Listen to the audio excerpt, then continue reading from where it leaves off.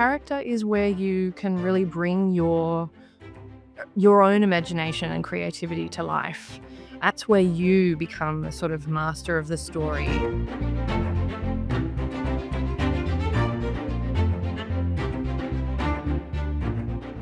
Well, hello and welcome to the PBS Books Readers Club. Today we welcome New York Times bestselling author Charlotte McConaghy to discuss her beautiful yet haunting novel, Once There Were Wolves, and to learn more about her new instant bestseller, Wild Dark Shore.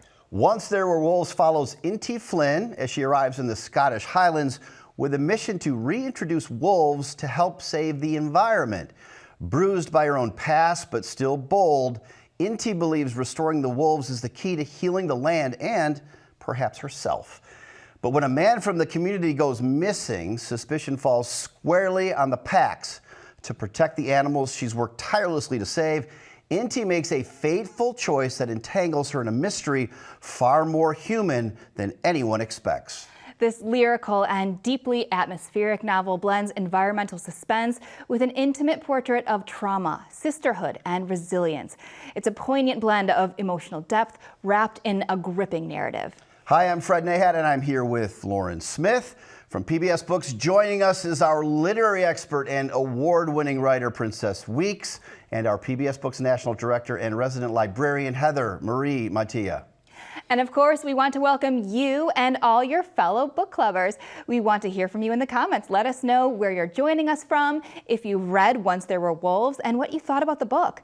Also, let us know if you would recommend her new novel, Wild Dark Shore. We hope to touch on that book today as well. Of course, we love reading and responding to your thoughts in the chat, and you can connect around books all month long by joining the PBS Books Readers Club Facebook group to share recommendations and discuss your favorite reads anytime. It really is the best book club ever, and great stories are meant to be shared, so please click share on Facebook or YouTube right now.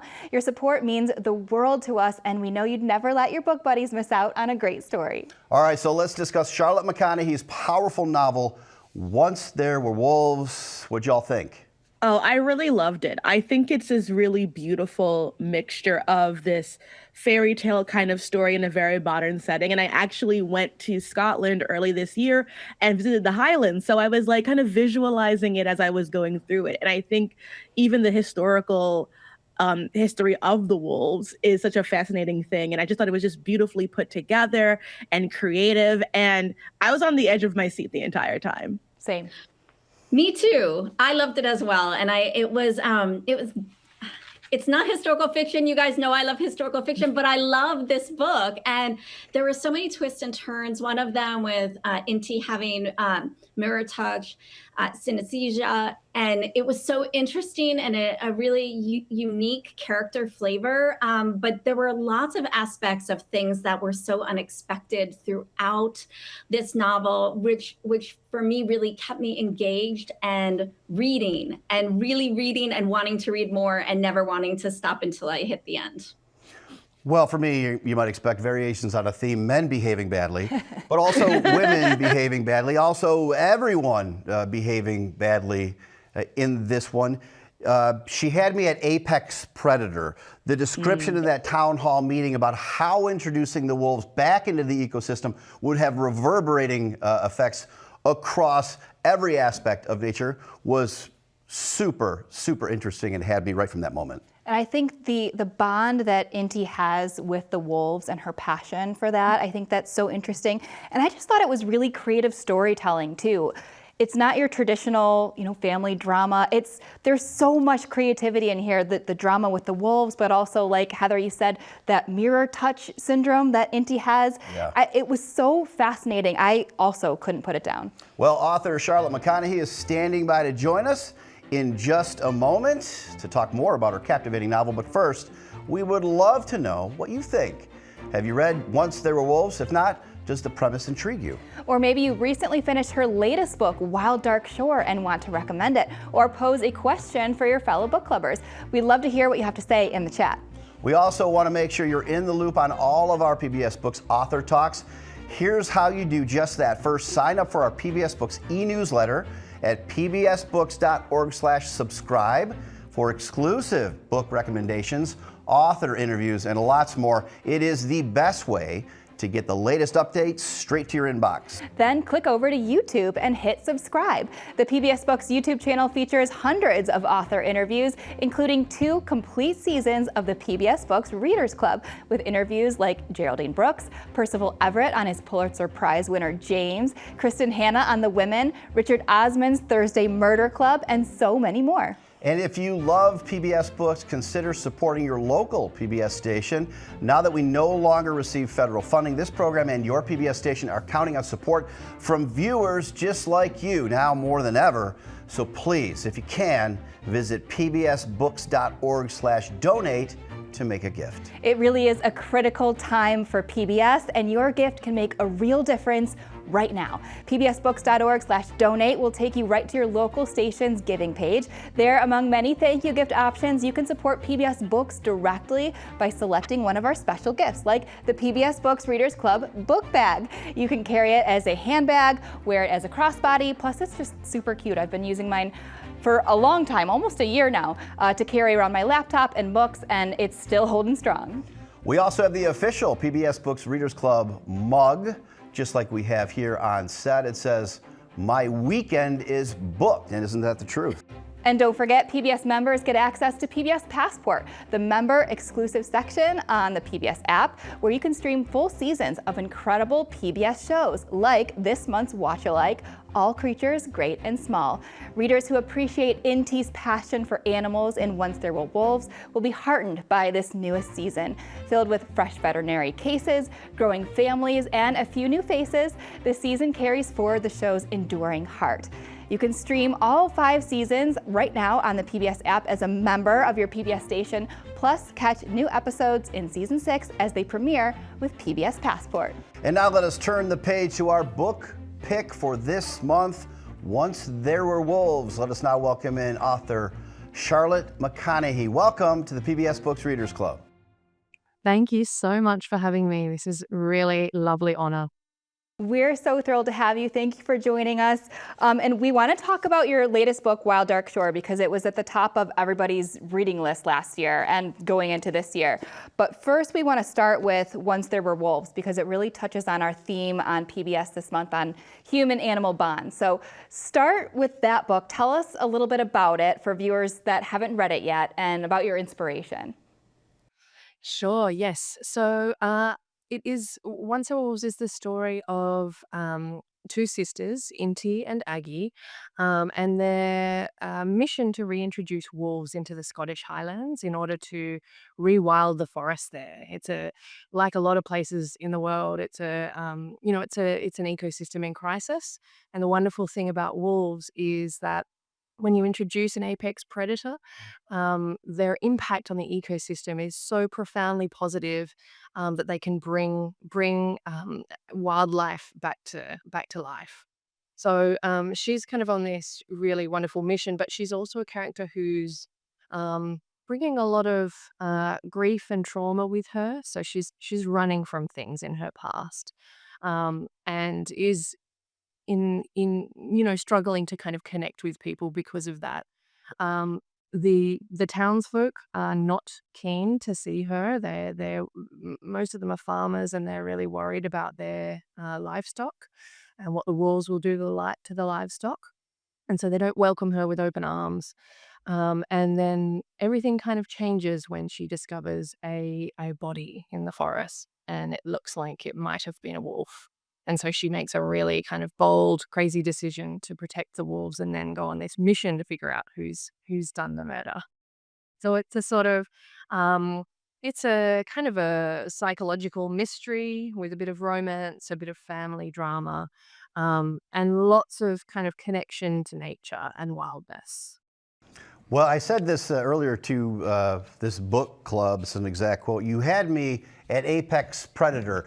The explanation in the community meeting of how it impacts down the line every last aspect of the ecosystem was fascinating. Then in the acknowledgments, you mentioned it was inspired by a story at Yellowstone. How does that connect, and how did that inspiration arrive? Yeah, so originally this idea came to me when I read about this incredible forest in Utah, which is called Pando, the Trembling Giant, and it's thousands of aspen trees, but in fact, it's not thousands, it's one. It's one huge organism that's all connected, and the trees are genetically identical. And this incredible thing has been alive for an impossibly long time. Some scientists think it might even be 1 million years old, but it's dying due to human impact. And so one of the articles I read about this was that wolves would be actually a really elegant, simple solution to bring them back to that forest where they had been in the past but had been hunted to extinction. If we reintroduce them there, it would probably bring the trembling giant back to life. But there was a lot of pushback in the area from locals. So that sort of got me on this. I was very, very interested to find out more about this, about the wolves, about the sort of complex dynamic between, both sides of this issue. Um, and my research took me to reading about Yellowstone, which was this really wonderful, you guys are American, I'm sure you all know about Yellowstone, but it's this amazingly triumphant example of rewilding where in the 90s they brought wolves back to the Yellowstone National Park. And, over a few decades, one of the good things that I was able to do from a few decades past this project was there was a lot of literature that I could then read. There were a lot of first-person accounts from the biologists that worked on that project, and so it was just this treasure trove of information and insight and experience that I could not sort of believe I was stumbling across, and just diving into that really brought to life this whole world, and I just decided to kind of use that project as a really good source material and to inspire my own. As my colleague Fred often says, location is also a character. And so I was just wondering, what made you decide to pick the Highlands in Scotland as a setting for this story? I actually got to visit there earlier this year, and it's such a beautiful, unique place, and they have their own unique history with wolves specifically. So, what kind of research went into writing this location and the Wolf Reintroduction Project and making it a Scottish story? Yeah, well, I mean, that's a big part of it. As you mentioned, they do have a really um, long, complex history with wolves. A big part of their history is about the extermination of wolves and hunting them to extinction. A lot of the monarchs were really anti-wolves. I think it speaks to a historical human attitude towards wildlife and nature, and a need to sort of um, kill anything wild as a way of uh, having more power than it. So that was fascinating to me. I have Scottish heritage myself, so I had been to Scotland a few times before to sort of roam around in search of my heritage and my roots, and really love the place there. It's so beautiful. It felt aesthetically right for a sort of eerie mystery set in a snowy forest. It's remote, it's wild, it just sort of it hit a lot of kind of really important points for me. And I had originally thought about doing it in Utah, which was, with Pando, the trembling giant, but I this was in COVID. We got hit by COVID really soon after I came up with this idea. I had never been to Utah. I knew nothing about it. I knew I was not going to be able to get there. Um, so Scotland made a lot more sense. And they're also a place that is doing a lot of amazing rewilding work already. So it's forefront in their minds, this issue of how to kind of bring their landscape back to life. So yeah, it just felt like it made sense. After all that research, you created this wonderful blend between fact and fiction. Where did you feel it was essential to stick closely to your research? And where did you feel you could fill it in with your own imagination? And also, how did you feel and when did you feel it was important to bring in class? Because you also kind of weave this theme of class in. Okay, so for me, the research was I wanted to be rigorous with the research about the wolves and what it means to work with wildlife. So I wanted to be as truthful as I could about the reality of a situation like this and a project like this.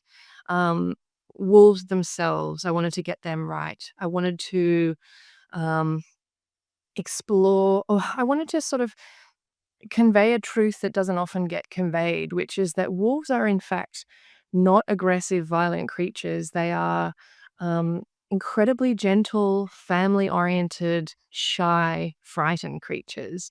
And you don't often see them depicted that way. So it was important to me to sort of get that right, to be truthful about that and how they behave.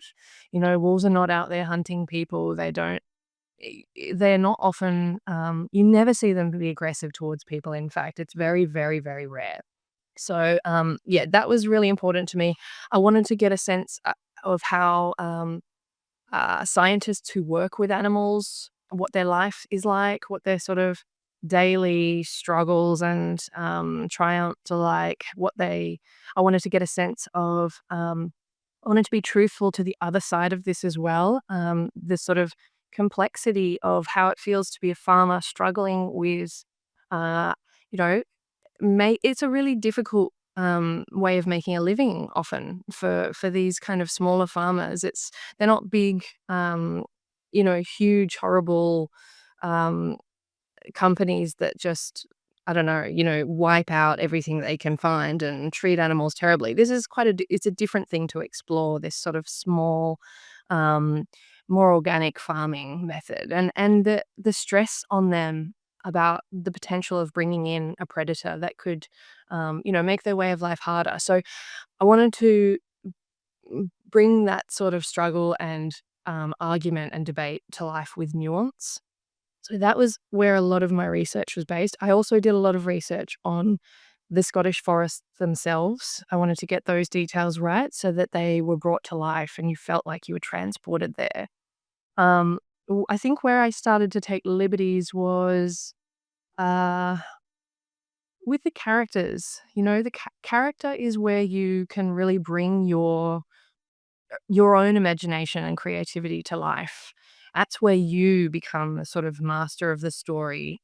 And I wanted to sort of allow Inti and Aggie and Duncan, who's the policeman who's involved in trying to figure out this murder as well.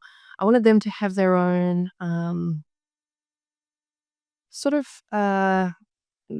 depth, complexity that they could bring to these issues and kind of bring them to life.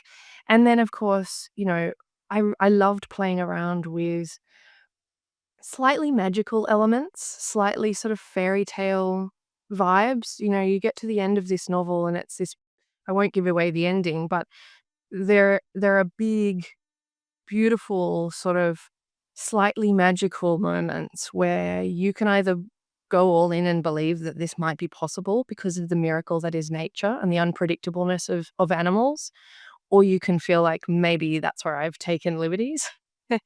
But either way, that's a space that I really enjoy kind of exploring. Well, the research incredible, and of course the magical flourishes make it so compelling. But there's also a bit of your own personal history. You acknowledged your father's sustainable farming practices. Talk a little bit more about how that influenced your development of like the vibe and the spirit of that farming community.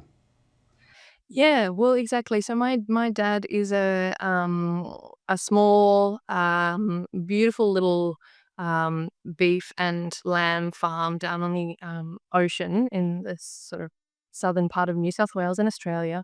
And I had always grown up with him as a farmer, and therefore I think I had a slightly more balanced view into this. I'm very, very pro animals, pro wolves.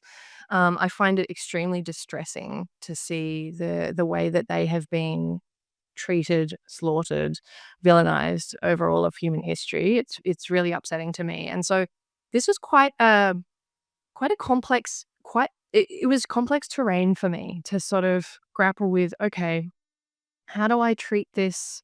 Um, I had a character who was angry. She's a very, very angry character, and she's angry because of the harm that she can see being done, not only to humans, but to the natural world, to wolves.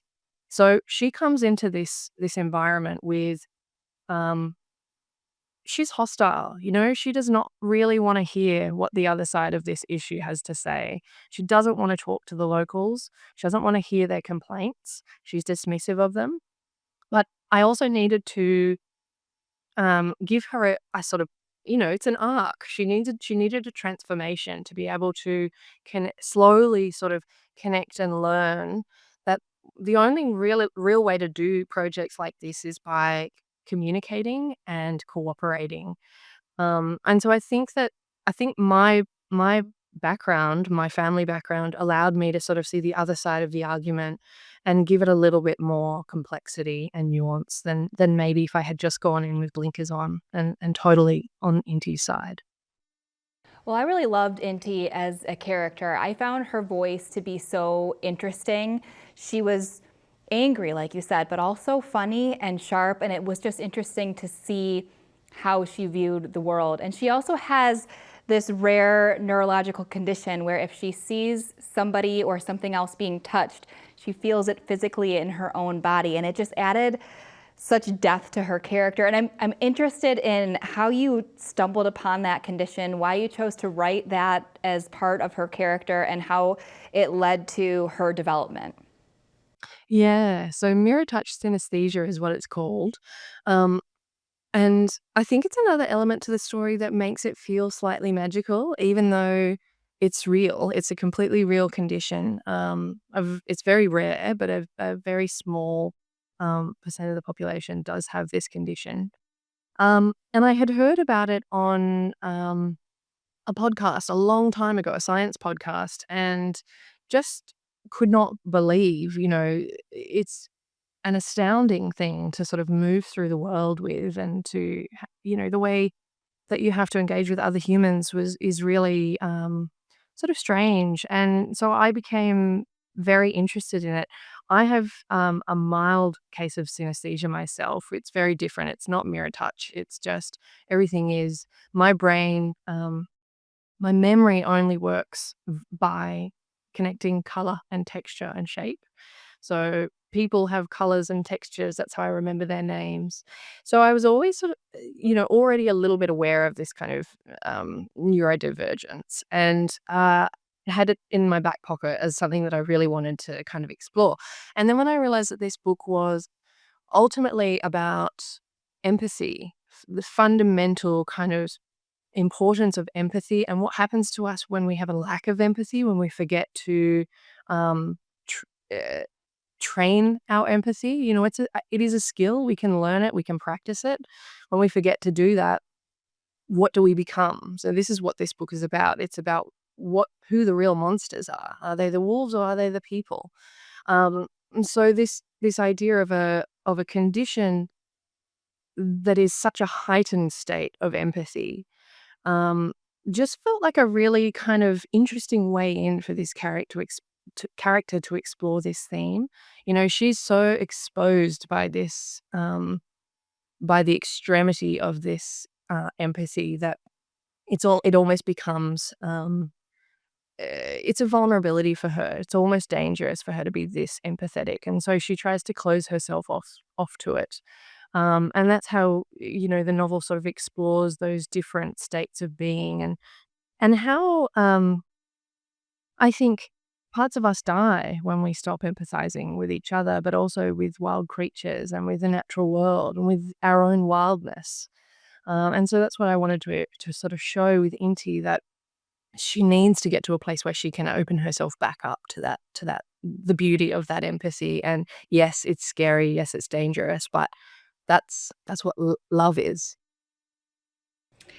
I love how you explore this idea of empathy, and through that, Inti and her sister Aggie are presented, and they have some really tough parents. Their mom is a no nonsense detective. Their dad is very much a man who lives off the land, loves animals, but lives off the land, and sadly struggles with his mental health as he ages. How did you decide on these traits for their parents as you delved into empathy? Yeah, I wanted Inti's parents to sort of provide her with two possible ways to view life and the world and her own the space that she takes up. So as a child, I think it would have been quite frightening for parents, I think, to have a child who is so vulnerable to all the violence and harm that is happening around her. To see somebody else inflicted with pain and then to feel that pain yourself it's a scary way to go through life. And I think both of them try to protect her from that in different ways.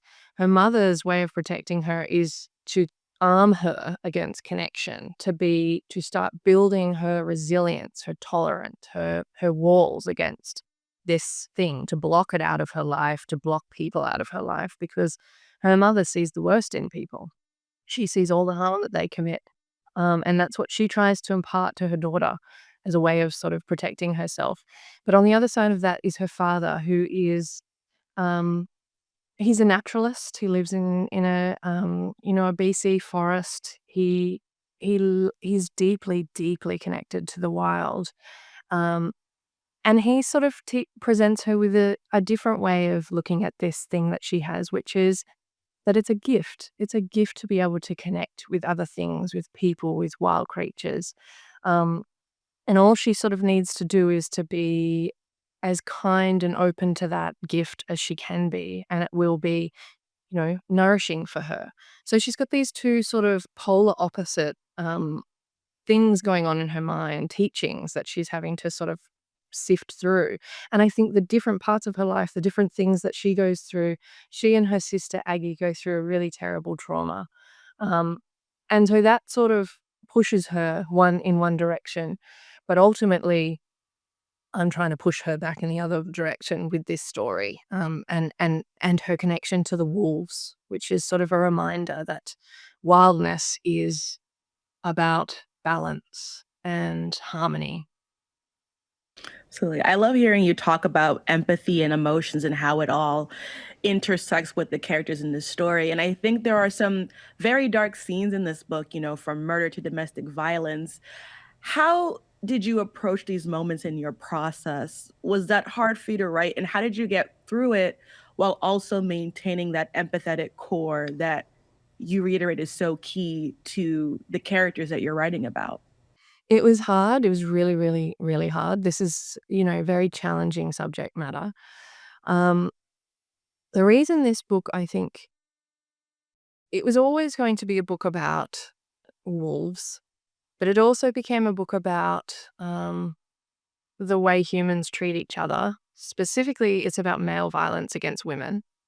And it was because at the time that I was coming up with this idea, there was, I think, in Australia, it was one woman was getting murdered every week by her romantic partner. And we don't have a big population. So that is a lot, a lot. That is an extremely high number. And that still happens every week. And so I was really angry about that. I was like Inti. I was angry. And this book was a way of me trying to sort of, I guess, get the anger out of myself and onto the page. And it was a dark place to be. But the thing about a story and writing is that it's a journey, it's a transformation, it's movement from one thing to another. So to start from a place of anger meant that I could write through it and into its opposite. The whole point of this for me was about um, trying to make sense of what we do to each other and why we have this thing inside us that makes us cruel or violent, and not just to each other, but also to animals. What that is, where it comes from, to try to grapple with surviving that thing. And I don't think this book is about forgiveness. I think there's a lot of things that should not be forgiven. This is not what the book is about, but it is about finding a way to make peace with the things that we have been through to survive. It's about healing. It's about finding healing in wild spaces and places and connections, and just being brave enough to sort of to take those connections on. So, in a way, it was a really nourishing, healing book for me to write as well. That's so interesting. And I love the way that you approached the wolves as characters as well. Some of them had their own unique personalities, but also just the way that people feel about wolves. What do you think it is about them that fascinate us so much? Yeah, they are infinitely mysterious things. So beautiful and also, I guess, frightening because they have this capacity to be dangerous and they are predators and they're powerful predators within their ecosystems. And so they sort of, I guess, they've taken on this role in our history as the villains.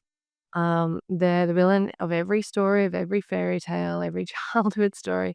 And so we sort of, yeah, it's easy to put them into that role. But one of the things that I really loved when I was doing all my research about the Yellowstone reintroduction project was the way that the biologists connected with the wolves on this really intimate, uh, personal level, and the way they depicted each of the wolves as so unique, like profoundly unique. They had personalities, they had incredible stories of their own.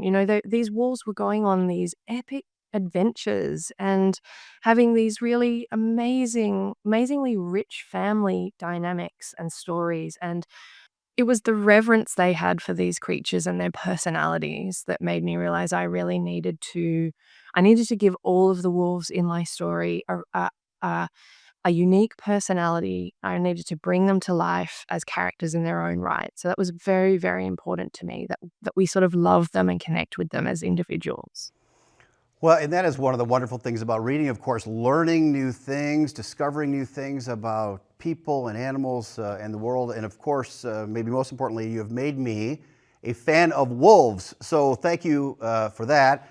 Let us now pivot to Wild Dark Shore. Congratulations on the book. It's really been very well received by readers. Tell us a little bit about it. I know it also strikes some environmental themes. Give us that punchy back of the jacket overview. Okay, so it's the story of a father and his three children who are living on a very remote, stormy island down near Antarctica, very, very out in the middle of nowhere. And they are packing up to evacuate because the island has become too dangerous to live there because of the rising sea levels and the really sort of heightened weather. But the night of a particularly bad storm, they discover a woman has washed ashore, and by some miracle, she's still alive. So they nurse her back to health, but very quickly realize that she is holding some pretty big secrets about why she's there, what she's doing. Um, and she also discovers that they are not telling her the whole truth about what's gone on the island, why there's no one else there, why all of the communications have been knocked out or sabotaged, and why she discovers a freshly dug grave. So it's a gothic romantic mystery and an eco thriller that's about basically it's sort of about how far we go for the people we love. So talk about your process a little bit in writing this, because you sort of switch the point of view from chapter to chapter, and we hear from all these different characters. Why did you decide to approach it that way, and how do you go about piecing all of those puzzle pieces together? That was a big challenge, actually. I wasn't sure initially how I was going to write this story, how I would tell it. I struggled for quite a while. I think I wrote the first 25,000 words 4 times and deleted them 4 times.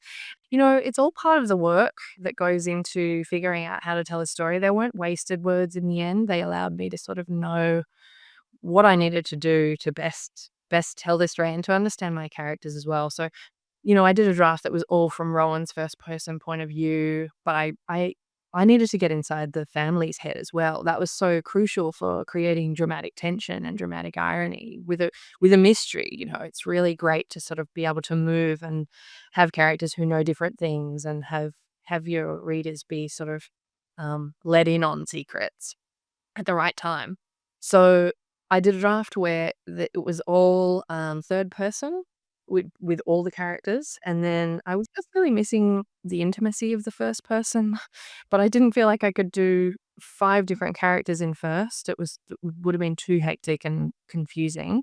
So I just experimented. I tried, all right, what if I do my main two, Rowan and Dominic in first, and try the kids in third? And I just found that it allowed me a really nice rhythm and pacing, and a sort of uh, just a texture that was right for the book. It suddenly came to life for me.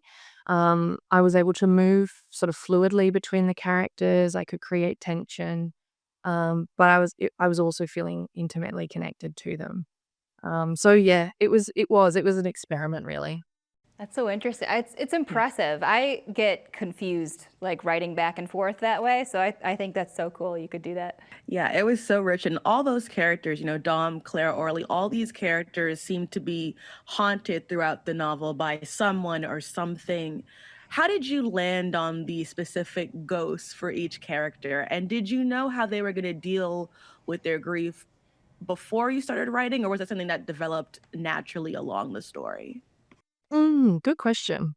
I think so. The ghosts were sort of doing two things. I don't know if there are ghosts on this island or if this is the sort of slight madness of isolation that sort of takes over.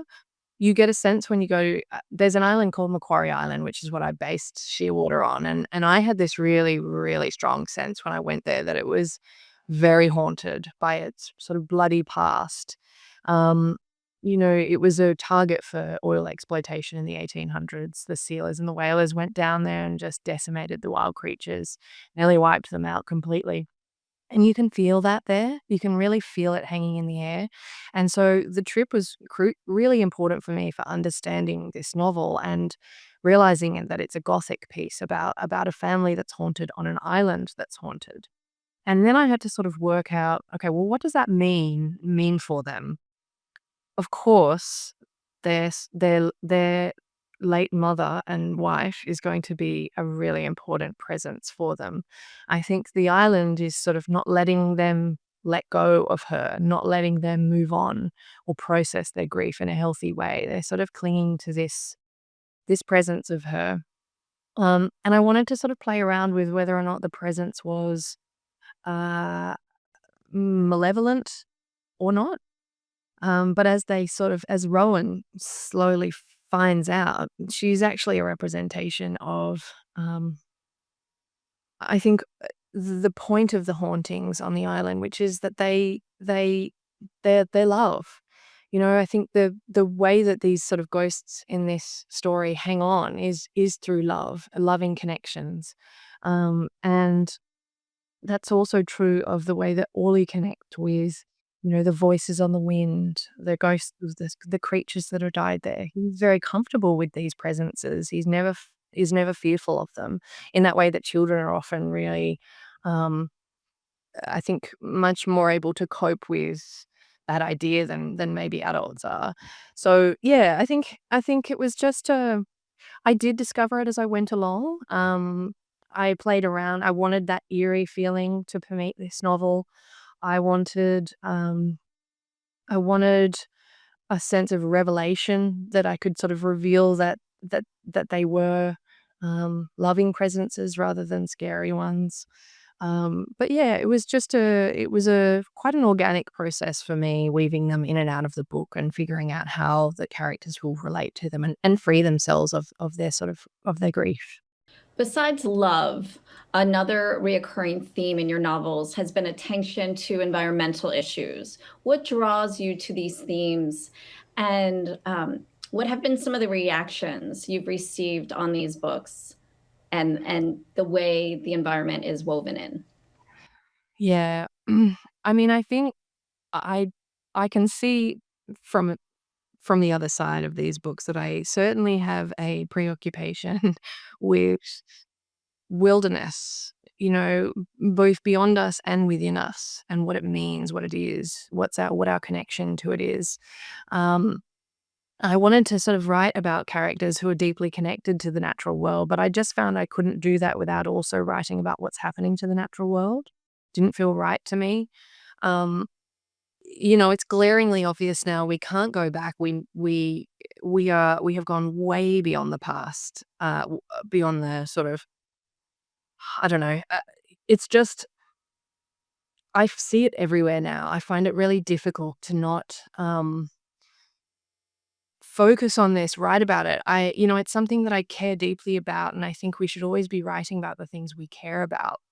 And each of the three novels, I think, um, they're a thematic trilogy in a way. They all look at climate change, but through a slightly different emotional lens. So Migrations was my book that was about sadness, species loss. Wolves, as I mentioned, is about anger. It's about rage.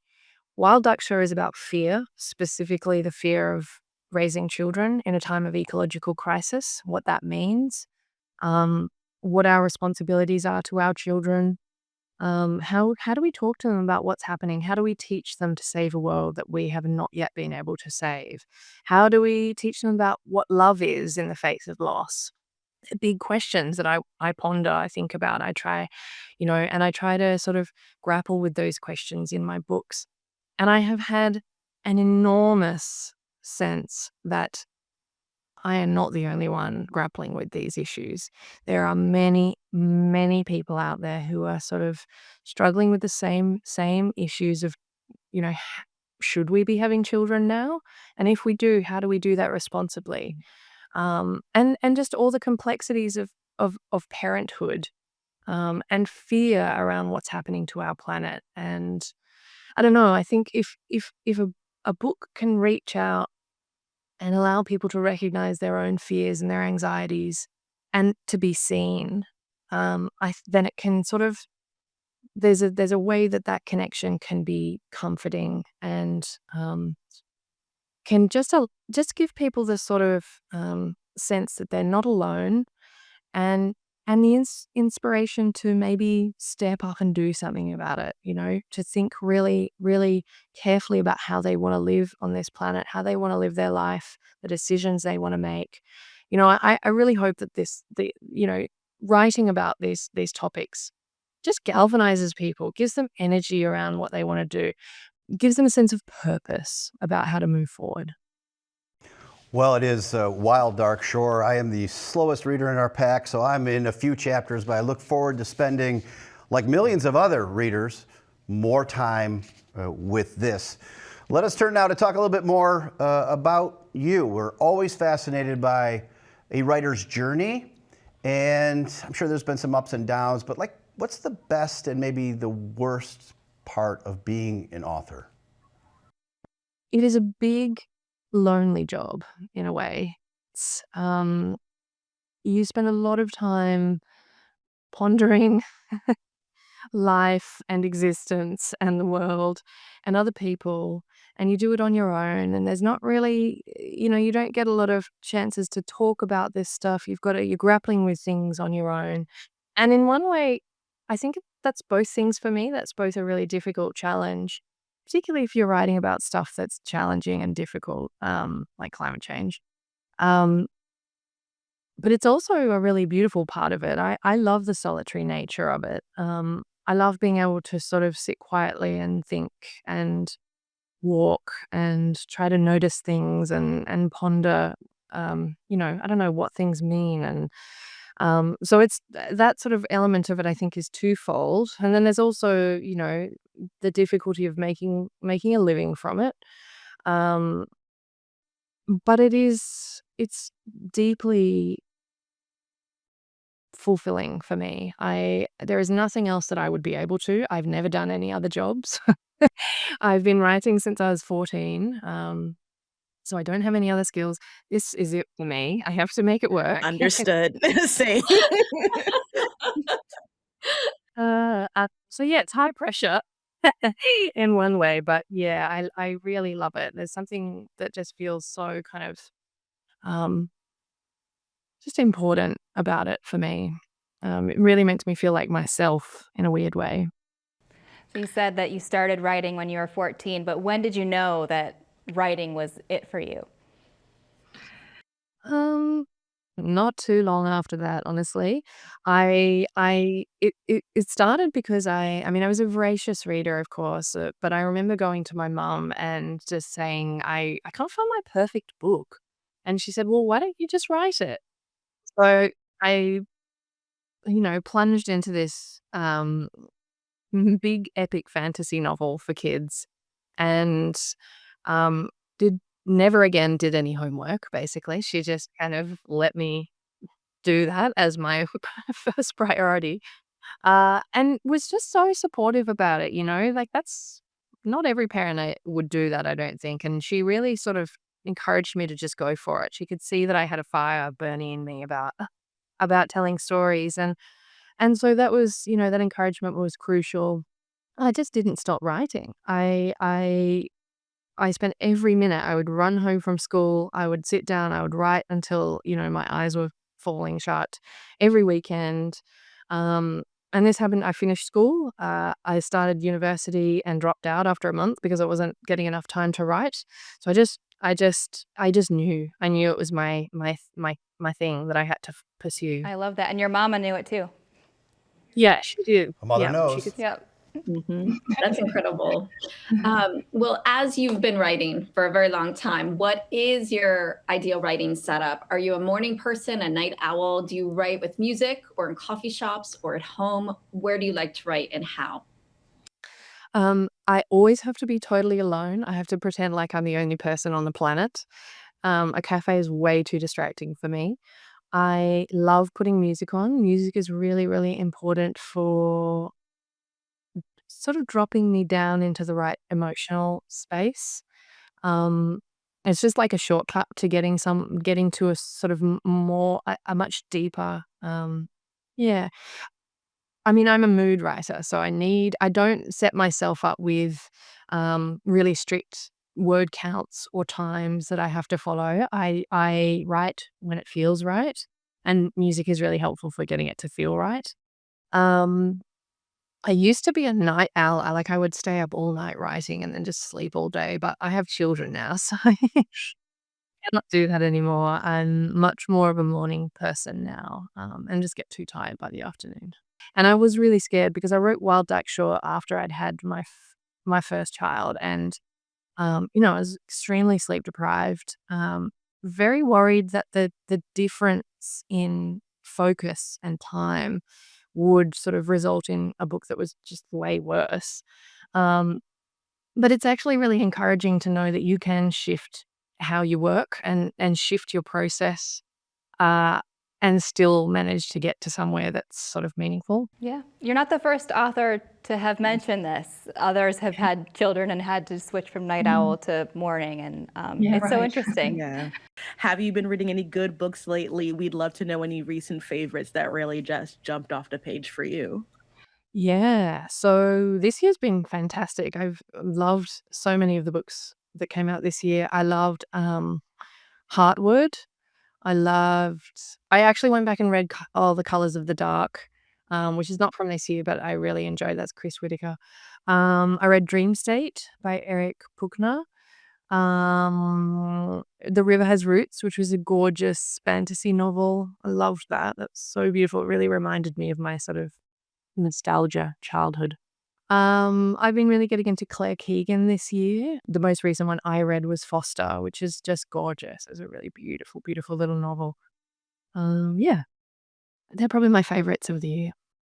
Well, you mentioned reading as a child. Take us back there. I'm guessing you've read and loved books for as long as you can remember. Prior to being 14 and taking up writing, were there some titles from those early years that specifically inspired you to read and ultimately write?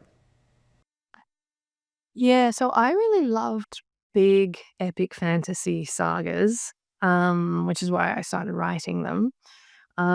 They just, yeah, I longed for adventure and experience. I wanted to have big life, which you sort of get in these big sprawling fantasy epics. When I was really young, I really loved the Redwall series, which is all about animals. So maybe that's why I love animals so much as well. Um, there's an Australian fantasy writer called Isabel Carmody. I was really into her.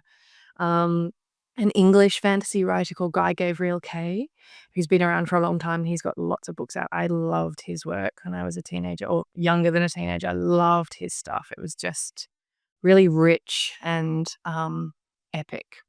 Charlotte, if you could invite a character from any book that you've either read or written yourself, who would you invite to dinner? Oh my gosh. I would invite the main character from my favorite novel, which is Hamnet by Maggie We O'Farrell. were just talking about Hamnet. Love it so much. It's such a great book. I would invite Agnes to dinner because she is such a great character. She is so wild and um, passionate and capable and just wonderful. I would love to have dinner with her. Do you have a favorite library now or perhaps when you were a child? Well, this won't mean much to you guys because I'm in Australia and you probably don't aren't too connected to Australian libraries. But my local is great. I grew up in Armidale, so the Armidale Library was wonderful. They had and just my school libraries also were so great. I remember my school library in primary school used to specifically get books in for me because I had read everything and she couldn't keep up with me. So she was great. What is the best advice you've ever received, either about writing or just about life?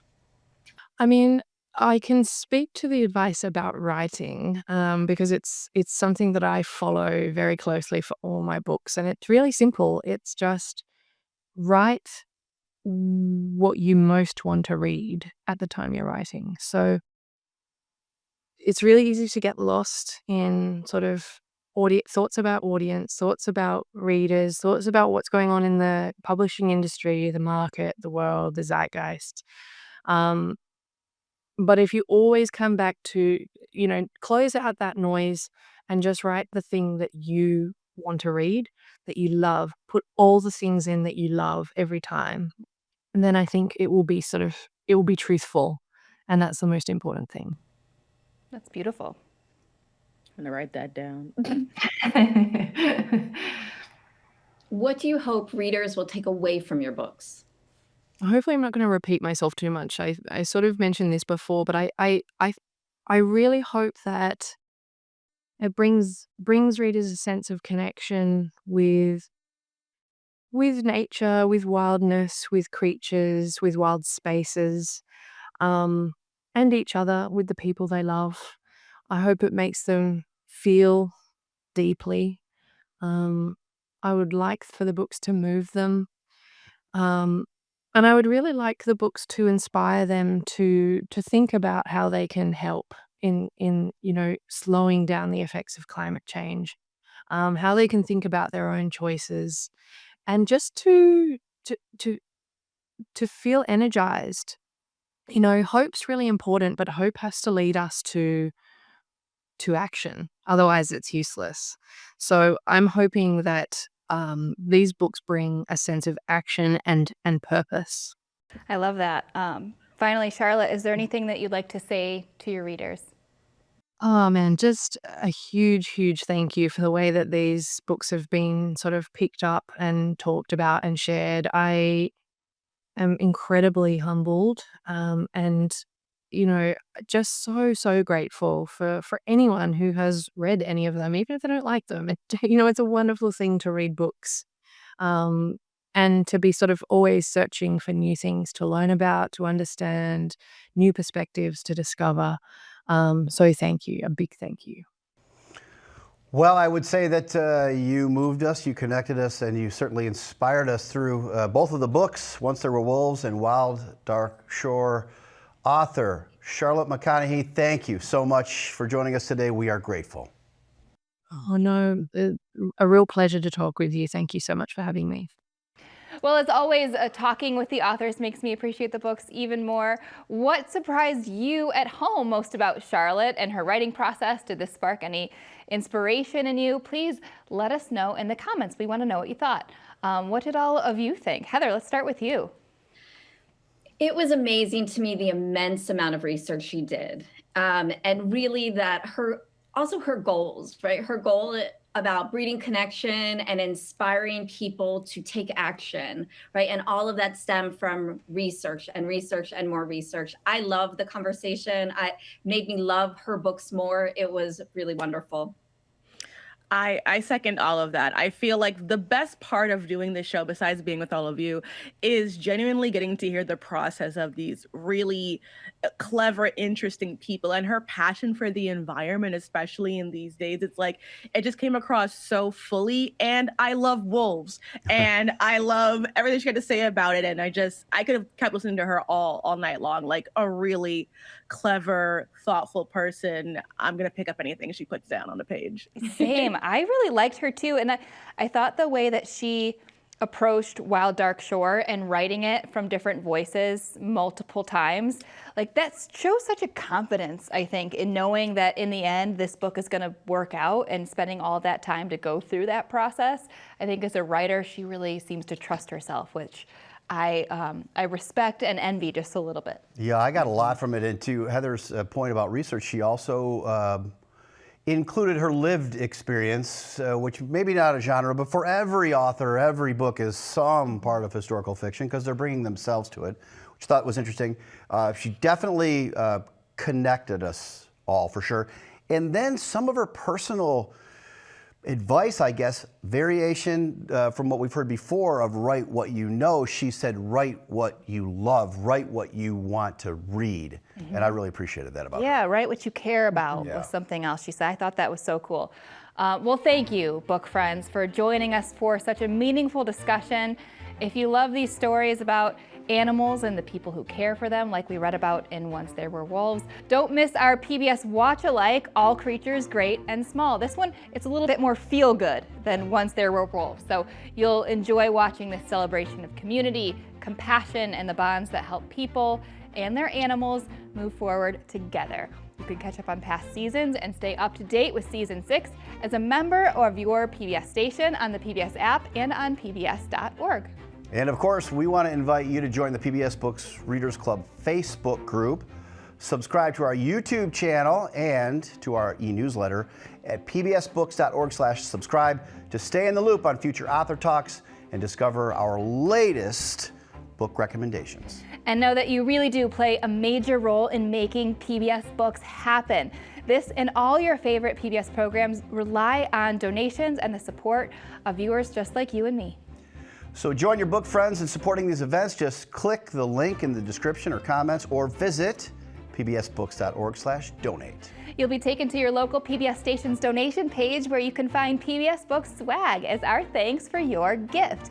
I know I'm obsessed with the PBS Books Readers Club book bag. It's my go-to for library hauls and so much more. You can also snag the official PBS Books mug. It says, "My weekend is booked." Plus, as a member of your PBS station, you can stream hundreds of inspiring PBS shows, concerts, documentaries, and of course, full seasons of masterpiece dramas like All Creatures Great and Small, all with PBS Passport. So follow us on Facebook and then go sign up for the PBS Books e-newsletter at pbsbooks.org/subscribe to make sure you don't miss our next book pick, announcement, along with other great book recommendations. And subscribe to our YouTube channel for more amazing reads and hundreds of author interviews. We'll see you next time. Thank you for being a part of the PBS Books Readers Club.